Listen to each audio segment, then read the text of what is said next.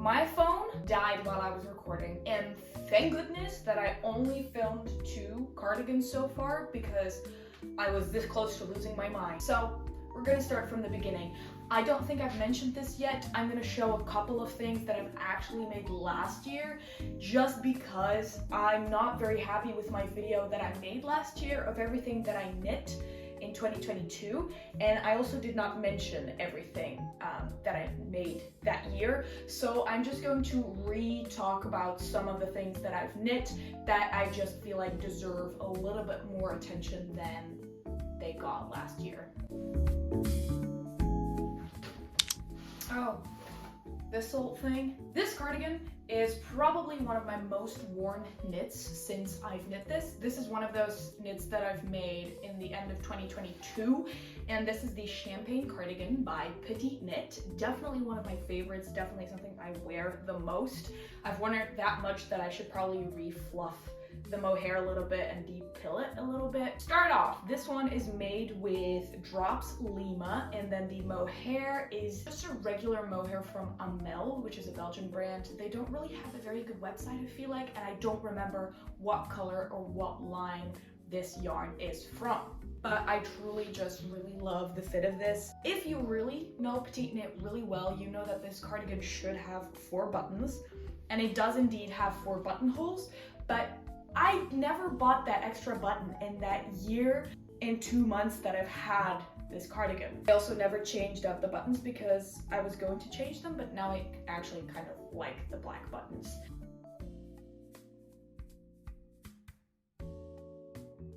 My hair has been messing with me because I had been wearing a headband all morning. Now my hair is like really flat in the front and I don't know what to do with it. I don't remember what I did for the ribbing, but I think I didn't size down my needles, so the ribbing is quite messy. If you can see, this mohair has green in it, it has this purple, it has white, it has blue. But yeah, this is the Champagne cardigan. This here is my very first freehand cardigan that I've ever made, and it's also the first time that I ever tried color work. This is like a mixture of intarsia with stranded color work. It was really scary to do, and it's not perfect because it bunches up, it's very tight. Since then I've learned how to fix that, which I'm really happy about, but I'm still really happy with how this sweater turned out, even though 2 buttons fell off. I just want to show you a close-up of the button band because it ended up being so beautiful. Just like with the Champagne cardigan, this is a double folded edge and it's just casual freehand raglan. There's no German short rows on the back just because I didn't want to make it too difficult for myself, and I also didn't know where to start with that. I should have made the bottom ribbing a little bit longer because now it just flips over. I never blocked it because I don't feel like it needs blocking, but maybe I should, just so that this little part doesn't flip over. And I would definitely want to make a second version of this, even though I'm really happy with this one, just because I want to see if I can fix the color work, because I'm still really fond of this, and somebody's calling me. This is the Brilliant Pink cardigan. I finished this cardigan when I was in Slovenia because we had a lot of bus rides that my boyfriend and I had to go on, and so I just decided to finish the sweater. Just like with the blouse number 1, I was inspired to give it a little bit of a flare. I made the sleeves a little shorter because the cardigan itself is cropped as well, but now this was on purpose. And on the back, I don't know if you're going to see it really well, but it has a bow on the back, and the post that most of you have seen, that's where I got all of my new followers on Instagram from, is one of my testers, and actually the only tester that finished their piece. But I got one beautiful piece by Thread or Threads of Kindness, and she made a white version of this in Drops Air with a red bow on the back, and with the whole coquette core, like ballet core thing going on. I posted her version and I got like 18,000 likes on it now, so I got a lot of followers from there. A lot of them are thinking that I'm selling the actual sweater for $10, which is a little like, I'm not Shein, I'm hand making this. A button fell off of this one as well. so I have to keep it closed. I love Threads of Kindness version more than I do my own because I used really cheap yarn to make mine because I was thinking, well, I'm designing something myself. I've never made like an actual sweater. I've made a top before by myself, but this is the very first sweater that I will ever make, so I don't want to spend $100 on yarn to then have it look ugly. So I used really cheap yarn, but I will be making a nicer version of this in a different yarn, just for myself or maybe as a present to someone, because now that I actually know that it's a nice pattern, I can make more versions of it. These sleeves, I decided not to use any ribbing, but because I didn't want it to roll up, I used a special technique that I've also filmed and is on my YouTube channel. It's a little unclear and I still want to make a better version of the video, but it shows you how you can do this cast off method where your edge doesn't roll up, but it's not like distracting or anything. Ooh, yesterday I burned myself with oil, so I have that nice little scratch there. If you want to buy this is also in my Ravelry store. I don't want to flash anything, but if you would like to make this, please do. On va continuer avec la vidéo. La vidéo. The sweater I'm going to kind of have to hold like this.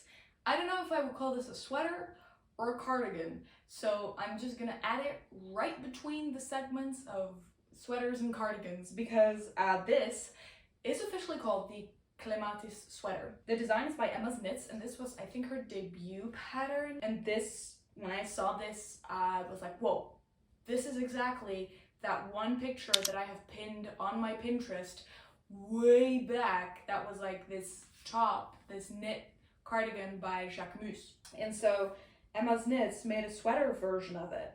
And well, you can tell from the beginning that I made some mistakes. Like, I made it a little bit short, so it has a bit of an awkward length. I wanted it to be cropped, but when I open it up, when I wear it open, this part hangs a lot lower than this half. So I technically have to wear it closed all the time, which is fine, or would have been fine if I had divided my buttons equally, which I didn't.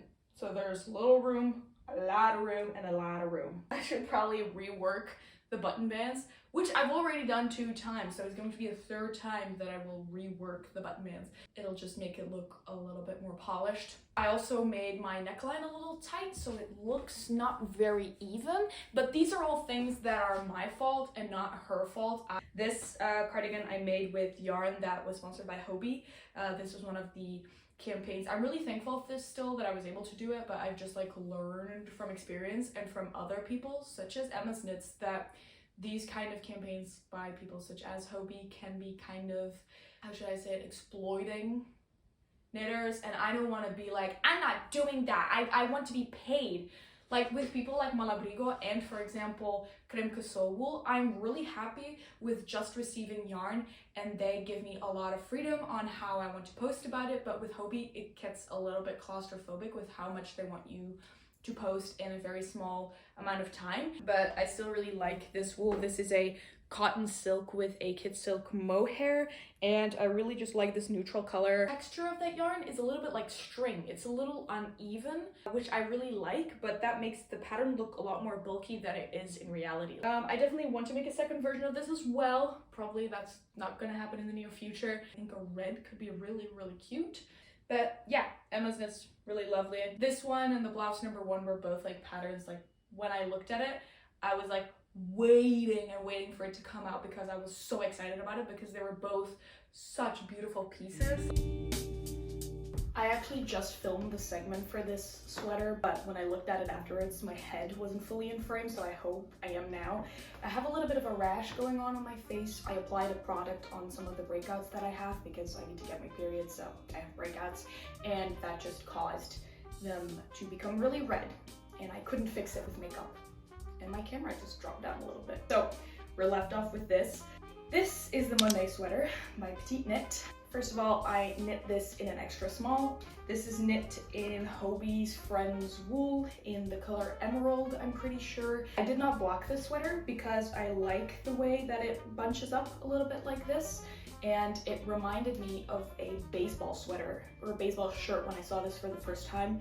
You know, the raglan t-shirt that the sleeves are like blue or red and then the body is white. And I would love to make another Monday sweater with like that baseball shirt look with like a two-toned sleeve and body. Something about the shape just caught my eye. The proportions of like the body, the neckline, and the 3-stitch raglan just caught my eye, and I thought it would be such a perfect elevated basic. And then I saw a picture that she posted on her story of like a friend or a colleague who was wearing the Monday sweater in this type of green. But because it was only a story and I didn't take a picture, or I didn't like whatever, didn't note it down, I couldn't remember exactly what type of green it was, and so I just had to rely on my memory, and I just got this emerald green. But yeah, basically I like wearing this with like white pants or something so that the green pops even more. It's definitely one of my most worn sweaters. It's a little itchy, but it's really warm, and I really love the fit. And yeah, that's really all I can say about it, I think. So take another gander and we'll go into the next sweater. It is really cloudy today, so my apologies for that. Try and fix it while editing a little bit because I want the footage of the knitwear to be as close to reality as possible, and I know that my phone doesn't like really capture that well. You're also going to see the background change a lot because I'm filming this over the course of multiple days because my finals are coming up and I just don't have the time to sit down with all of my knitwear because my knitwear is also split between my mom's house and then my apartment. Anyway, this is the Muspace sweater. I should have done a gauge swatch for this one. I never do gauge swatches and I've never had a problem, but I should have done it for this one. This one is made with a brandless yarn that I don't know. I got it at a stock sale and I just got it because I love this color. It is really fluffy, as you can see, and the Muspace sweater is made on 4mm needles, and usually it also has stripes. Again, the pattern is by Petite Knit, but I decided not to add any stripes just because, once again, I really loved the fit, but I don't particularly like stripes on just one part of the body. If I want a striped sweater, I want it to be all over the body. The fit of the body is really nice. It's just that the sleeves are absolutely humongous. 2 or 3 arms could fit in this, and that's not supposed to be the case. I wanted to rework the sleeves, but because this is a mohair, this is just a fluffy yarn in and of itself. There's no mohair added to this, and so because it's so fluffy, it was really hard to unravel it. So I just left it at what it is. So it's just like a really oversized sweater now. Sometimes it does get a bit sweaty. That's why I know it's synthetic as well. But yeah, it's just a classic drop shoulder. It's a lot bigger than it should have been, and it looks a little messy at the ribbing because of the fluffiness of the yarn, and I personally do not like an uneven ribbing, like I said with the champagne cardigan. But you know, this is also the only project where I ever tried to do an Italian bind off. Thank God that I didn't like it because, first of all, it takes ages. Second of all, I actually don't like the look of an Italian bind off, and third, I did it all wrong. Thank God this yarn is fluffy, because if it would have been just a normal merino or something, you would have been able to see that I did it completely wrong. For the sleeves, I just went with a classic 1x1 bind off, which I personally like better than an Italian bind off. I'm not a fan. I like it to be a clean cut. Controversial opinion, I don't like an Italian bind off. I always feel other people have so much to say about their knitwear, but I don't. I'm just like, it's an elevated basic. I like the color, I like the fit, I like the shape, I like the designer, and so I make it. And that's that. What do you want to know? What more do you want to know? That's all. This is my favorite sweater. It's my favorite pullover. What would Irish people call a sweater? Sweater? Pullover? Anyway, this is a turtleneck sweater. This is, let's say it with me, 1, 2, 3, Petite Knit. This is probably my favorite thing I've made all year, and I'm not kidding. This is the Chestnut sweater. I knit this in Malabrigo Rios, the brand Malabrigo, the type of yarn Rios, in the color lettuce. And I still have the tag right here. This sweater is made on 4mm needles, and it has a really long turtleneck. I actually didn't make the turtleneck full length because I was getting arthritis in my fingers. The length is like fine by me. Malabrigo sent this yarn to me somewhere in like May, I think, together with a lot of other yarn, and I'm gonna show you what other thing I'm making with it. This is the green of my dreams, and also I love that it has these different shades because it's hand dyed. Malabrigo sent this yarn to me somewhere in May, and they were like, hey, do you want to try it out, and a couple of other yarns. And I was like, yeah, send it over to me. And this is a super, I think it's super wash.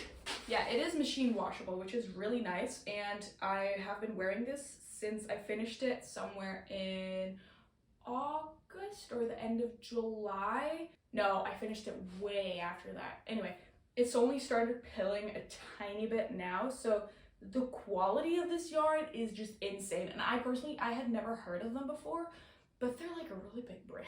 They have so many like unique color combinations, and I loved this one. I've been wearing this non-stop basically. It's oversized, it's boxy, it has a drop shoulder, it's lovely, it's beautiful. I've been wearing it every week.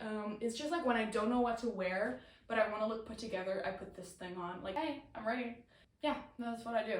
The chestnut sweater is also the reason why I have 2,000 new subscribers, because of one YouTube short that just went kind of viral. This is the blouse number 1 by My Favorite Things Knitwear. There we go. We have a different designer. And I finished this in Spain. So I finished this in Spain, and I started my chestnut sweater in Spain as well. But this is the blouse number 1 by My Favorite Things Knitwear, and this is made with Malabrigo Mora. This is mulberry silk. I had never worked with silk before, and when Malabrigo presented the opportunity to me to try out some yarns, I was like, I would really like to try silk. And so I decided blouse number 1 would be perfect, because ever since I saw pictures for that pattern, I knew that I wanted to try it out so bad. It has been in the washing machine because it is washable, but I probably shouldn't have done that because it's stretched out a little bit. But that's actually okay, because the sleeves were a little bit short, and the bottom would roll up, which it doesn't do that anymore now. Which is one thing about this pattern, is that I never know what the front or the back is, because there's some short rows, but it's so minimal that there's like almost no difference. Working with silk, I must say, is really hard to keep like very even tension, or just because it's so thin, it's easier to see where you kind of struggled. I held my yarn double for this. I love this thing. I definitely want to make a second version of this with some regular DK weight yarn, so it could be more of a sweater than a blouse. Today is Sunday, so it's another day, and my brother is vacuuming in the hallway, so I'm sorry if you hear that. But we're moving on to the segment of tops. So this first top I made with yarn that I got for my birthday, and it's a cotton, and I went on a website where they could generate knitting patterns for you, and I wanted to try that out. It's not like fully AI, it's like a woman, and she computed her website so that you can give in your measurements, and then it would give you a knitting pattern. And I like it overall, but I would have liked the straps to be a little bit thinner, because now they're just relatively thick and it just shapes my upper body a bit awkwardly. Also, it has increases on the sides, and when I'm wearing it, it's actually fine. It curves around my body pretty well, but when I'm not wearing it, it's actually quite drastic. It's 2x2 raglan increases, and so when it lays flat on like the bed or whatever, it has a really hourglass, that's what it's called. I never sewed in the ends because I haven't worn this that much, but I like the color combination, and I also really like the quality of the yarn for this piece. It's Schachenmeier organic cotton, and yeah, there's not much I can say about it. It's made with 3mm needles, I'm pretty sure, and then the stripe pattern is 2 rows of dark blue and then 3 rows of light blue. It's not white, but it's very, very, very light blue. And yeah, that's really all I can say about this. The tops are gonna kind of be a little bit more of a speed run, because there's not that much I can say about them, and I also don't wear them so much, so. He's getting really close now.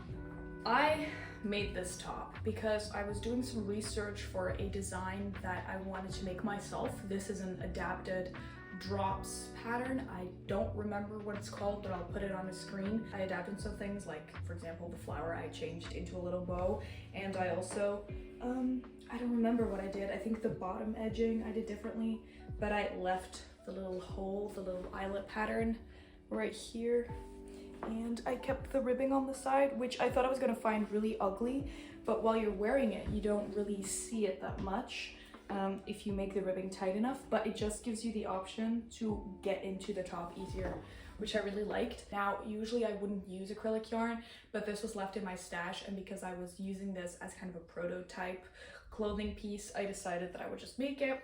I don't wear it this much because I can't wash it, and the reason why I cannot wash this is because I've used this yarn before to make a June top, also by Petite Knit, and I put it in the washer and then it just stretched out so much that it turned into a translucent piece of cloth. I used the same yarn for my October sweater, and after I washed that, it turned into a translucent sack that you could see through. It became 3 times as big, and it became rough, and it became ugly, and I tried wearing it for a while, but it's just not the same, and that is the last time I ever used this acrylic yarn, or any acrylic yarn for that matter. Again, it's kind of awkward at the straps, but I really like the V. The V doesn't go down too far. I like that I added a little I-cord bow. And yeah, I don't like it as much that it rolls up at the bottom, but I've recently learned a technique that I also use in my own pattern, the Pearly and Pink cardigan, on how to cast off, or cast on for that matter, using a technique that doesn't make your edge roll up. Next, this is the Plump top. This is my very first actual top pattern, or any clothing piece for that matter, that I published. This is made in cotton. I used the same type of increase and decrease method as I did with the previous top, but I did not include any eyelets, and I went for a square neckline. I added a little picot edge along, but I probably should have left that out because the straps never lay flat.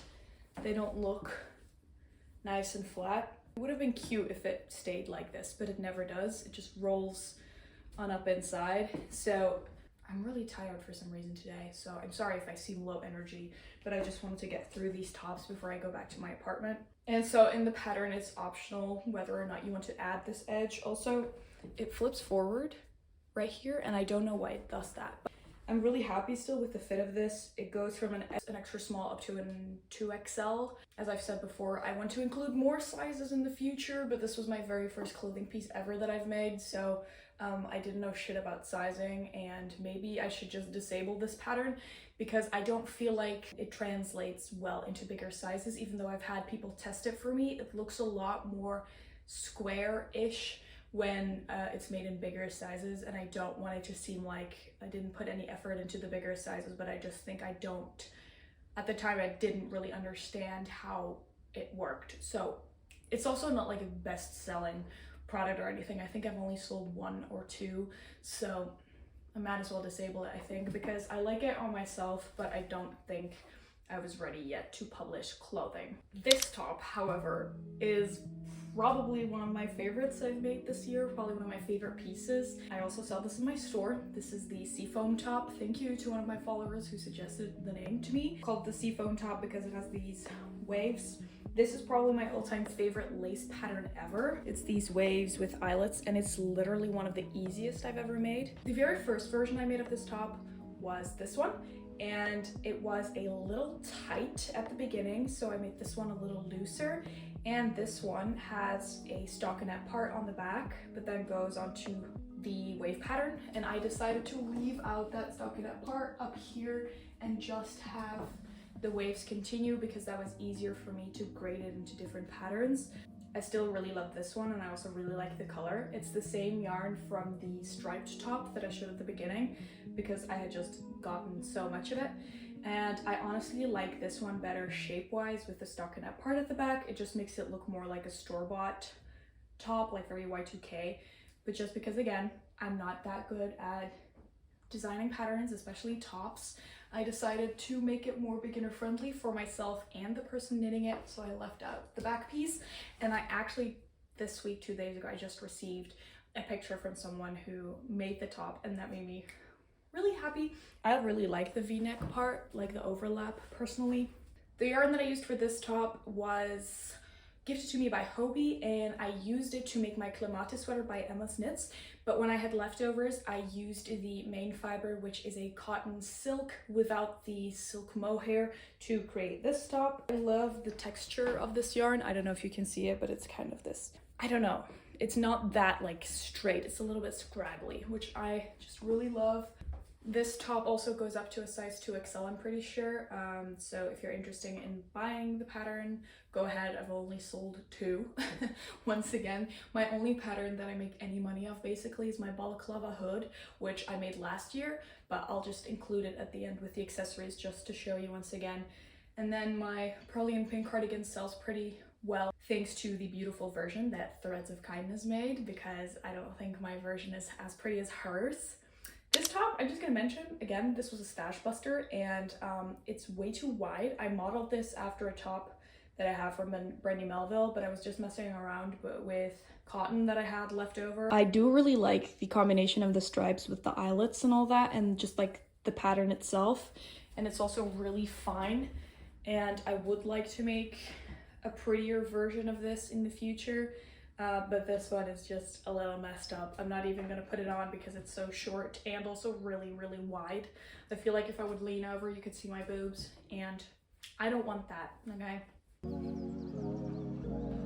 So that's it for tops. I don't have any accessories with me here that I made this year. All of them are pretty much in my apartment, but I have one that I'm working on that are not finished. Auntie, if you're watching, click off because this is your Christmas present. My mom asked me if I could knit mittens for her sister, so my aunt, and I decided to go ahead and buy the Vienna set pattern by Petite Knit. Once again, I don't think I've mentioned any other designer beside myself. And I adapted it so that it has a 1x1 ribbed pattern, and I started out making this one on double pointed needles, but that just went really wrong, and you could see like these kind of gaps wherever I changed my needles. I've made socks before on DPNs, and those will be coming up, and those worked out fine, but this for some reason was just not going well, and I didn't want to use the magic loop method either. So what I did is I do this with all my mittens, and honestly I prefer it. I knitted this flat and then I just seamed it. If you want to do this, all that I did was I added 2 stitches on either side, so I knit it flat, but instead of casting on like 38 stitches, I cast on 42, so that I had some extra room to sew it up without losing any like width of the actual mitten. It's a little pointy, but I'm gonna work this part away a little bit so that it's more rounded. I finished the first mitten in one day, but the problem is that I also want to finish a sweater that you've already seen, I think, because I'm placing this after the sweaters, but I want to finish that sweater number 26 too. So I don't know how I'm gonna do that. Oh wait, I do have a couple of things I made. This is also a pattern by me. This is the Hollyhock bandana, and I decided to make a bandana with straps instead of like a really big triangle, because I just feel like when I tie a bandana around my head, it just gets really bulky underneath here, and so I just made it so that the triangle covers my head, but then at the bottom there's no bulkiness because it's just little straps. I still really like this one, but I think I've only sold one as well, but it's a really quick knit, and it's that same pattern that I used for the Seafoam top that I'm wearing, except that I didn't add any purl rows. And you increase on the sides, not in the middle. So until you reach enough stitches to continue this pattern, you just add these little eyelet stitches on the side, but it forms like a really cohesive bandana pattern, and then the straps are just knit and then sewn together. This is just a scrunchie that I made with leftover yarn. My mom and I were going to a flea market to sell some old clothes and stuff, and I was like, why don't I use up my stash by making scrunchies? Of course, I only made 2, but I really like this one. This is with like a silky mohair and a sort of cotton. All right, I'm back at my apartment. Last time I was filming, I left off with accessories, and just to keep myself a little bit sane, I'm going to continue with accessories. I've entered my sock era. I've never made socks before because they've never seemed really appealing to me. A while ago, I received a package from to test out some of their new yarn, and they also allowed me to choose some extra yarn, and so I was thinking that I wanted to duplicate these socks that are actually my mom's, and I've talked about this in a vlog before, but my mom bought these in England when she was like 20 or something, like my age. I've been wearing these so much that they're becoming like kind of see-through, and I feel really bad about that, so I decided I would like to like recreate it. And on Krimpe they have a yarn called Edelweiss, which is not officially a sock yarn. And it's this type of alpaca. And I decided that I was gonna replicate these socks. I decided to make one of each and then also make them with a different pattern and a different needle size, and then decide which I liked better. So let's start off with this one. I decided to knit this one flat because I was too scared of double pointed needles. For the heel, I don't know what you call that, but it's from top down, and so I used this kind of heel. This was a freehand sock, by the way. This was freehand. I made kind of the mistake to continue the ribbing on the sole of the foot, and then I started my toe at a different point for some reason, so the bottom is like fine, but then the top is like really short for some reason. I don't know why I did that. These are made on 3.5mm needles. The heel, the holes are pretty big when I'm wearing them. Then this one is obviously the opposite color. This one's pink with purple. And for this one, I used the Sunday sock pattern by Petite Knit. At first, I didn't want to pay for a pattern just because there's so many sock patterns out there. I couldn't find any real nice sock patterns for socks made on 4mm needles because that's not really a thing that's done, but she had them and I really liked the look of them. So these are made on 4mm needles, so they're chunkier, and also the heel is worked differently. I don't even know what you would call it. And then the toe here, I actually did do correctly. And I also did not add any ribbing on the bottom. These I actually did make on double pointed needles, by the way. I bought them especially for this, and now I'm using them quite a lot, so that's nice.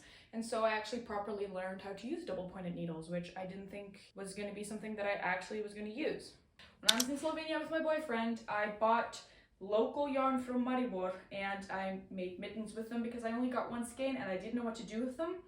And they have been used a lot. They are dirty. The edge that I made for these is, well, not secured anymore, so I have to take this one apart and start over. Yeah, you can see the yarn is kind of felted in the spots where I hold my handles, but this was like a Martha, what is her name? Stewart pattern, like a free pattern where you knit the thing, like the mitten horizontally, and then you just sew it up on the sides. And I still like the white with the red, but whenever I'm wearing it on my bike with the rest of my outfit, it just makes it look really weird. So I think I'm going to take these apart and then just add this edge in brown because I have more yarn that I also got in Slovenia that I wanted to use to make socks with, which I'm going to eventually, but I think I'm going to crochet the edge with this one. That's all you can say about mittens, really. There's nothing to it. The next one I talked about before when I was talking about which of my patterns sells the best. This is a pattern that I actually designed last year, but it is the Balaclava hood. It's my best-selling pattern. I want to be like really transparent about being a really small knitwear designer. I've sold about 60 of these, which was a big deal for me because you know that the tops that I've sold 2 each probably. The bandana, I've sold 1.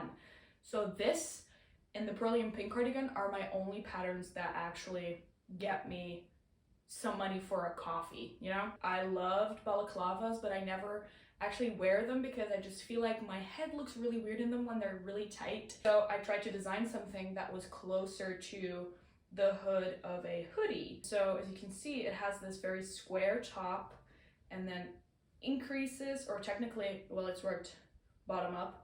So you work ribbing in the round, 2x2 rib, and then you split it at the front, and then you work back and forth, working increases, then you work straight, and then you start your decreases, and then the top is sewn together, which looks really neat. And then you work a double knitted edge along the sides, and I think it looks beautiful. I don't have a mirror here. I don't know if I'm gonna look good in it, but I like to wear it a couple of different ways. That's also what I like when you take it off of your head. It just looks like a hoodie when you're wearing your coat, and I think that's nice. The way that it looks most like the hood of a hoodie is when you place it like on top of your head and you leave some of the space like behind like a hood.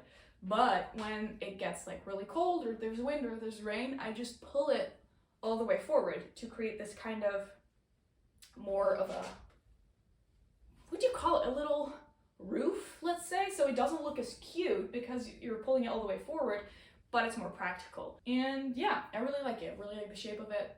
Love it that people are still enjoying it.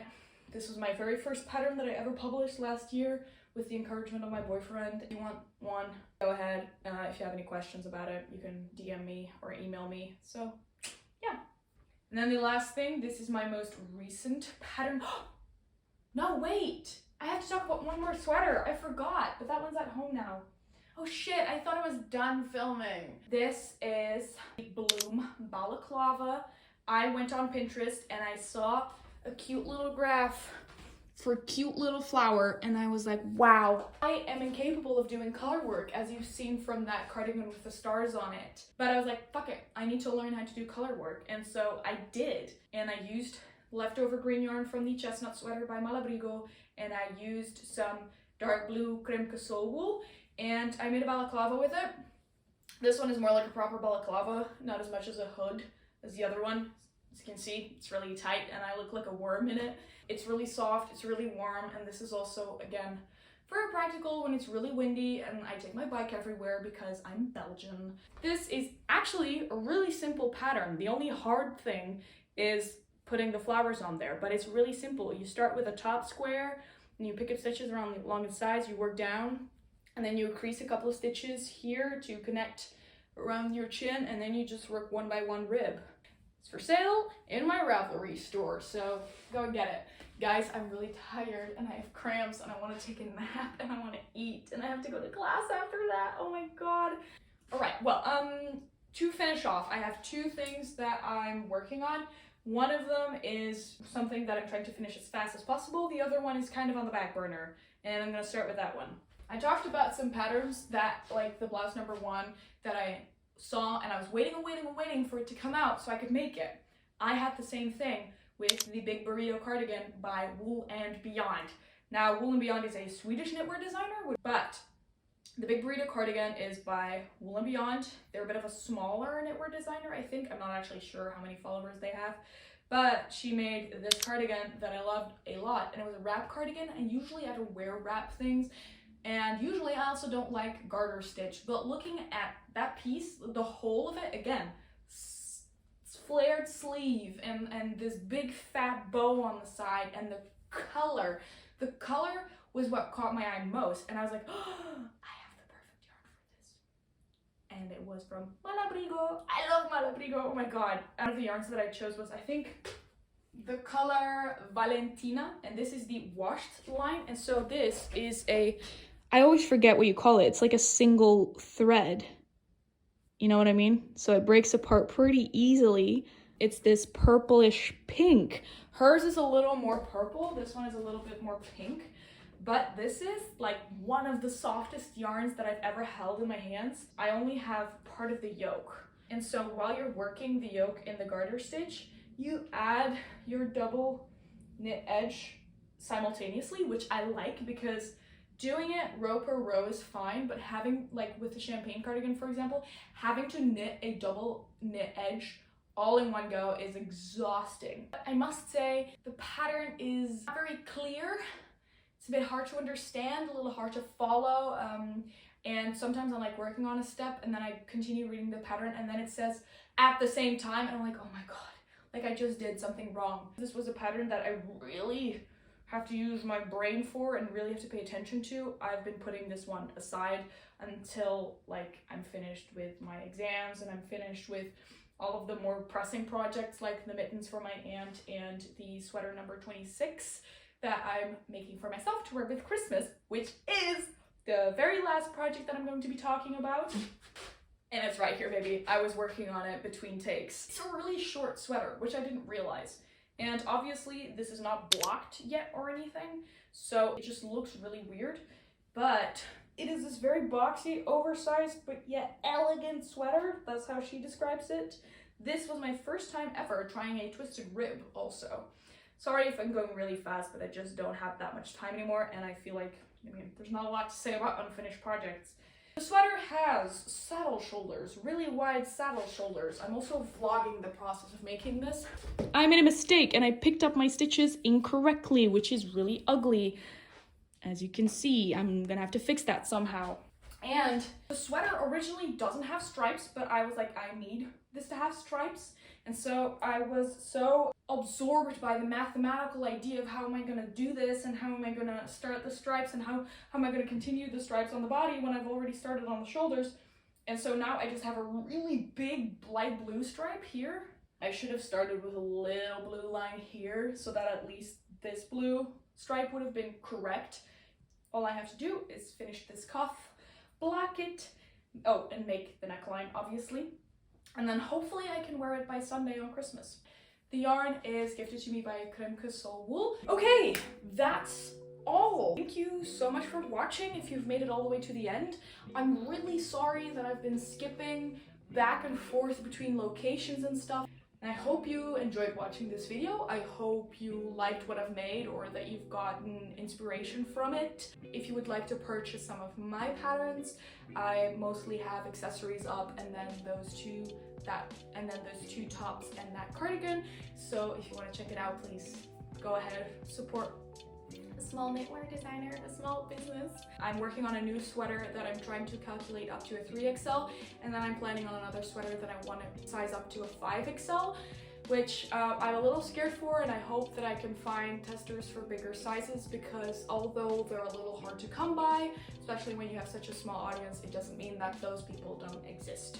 And I want to be inclusive, but we're working on it. We're working on it. I hope you enjoyed. Please follow me on my Instagram. It's monsterstinker. If you want to buy my patterns, it's Ravelry. Subscribe to my YouTube if you want to. Follow me on TikTok. I appreciate every one of you. And I'm really grateful for all the new subscribers and the new followers. And I hope that I will still see you in the next year when hopefully I will have more of my own patterns come out. And I don't know. Thank you for watching and bye bye.